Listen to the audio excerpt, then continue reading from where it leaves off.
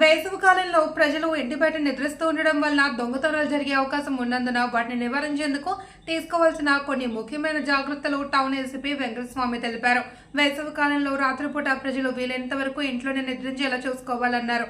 మీరు బయట నిద్రించినట్లయితే మీ ఇంటి ప్రధాన తలుపు మరియు ఇతర కిటికీలు గట్టిగా మూసివేయబడి ఉన్నాయని మరియు గొల్లెం వేసి ఉన్నాయని నిర్ధారించుకోవాలి అని తెలిపారు. నగలు, డబ్బు మరియు ఇతర విలువైన వస్తువులను ఇంట్లో సురక్షితమైన స్థలంలో లేదా లాకర్లో ఉంచండి. వాటిని బయట ఉంచకూడదని కోరారు. రాత్రిపూట ఇంటి పరిసరాల్లో కొన్ని లైట్లు వెలుగుతూ ఉండేలా చూసుకోండి.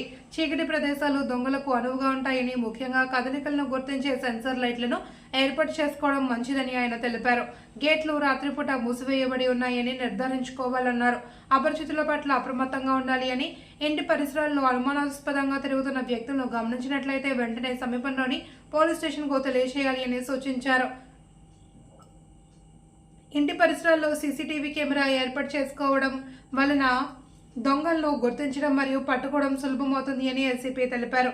ఈ జాగ్రత్తలు తీసుకోవడం ద్వారా వేసవి కాలంలో ఇంటి బయట నిద్రించేటప్పుడు దొంగతనాలను నివారించవచ్చు మరియు మీ ఆస్తిని కాపాడుకోవచ్చు అని ఏసీపీ తెలిపారు.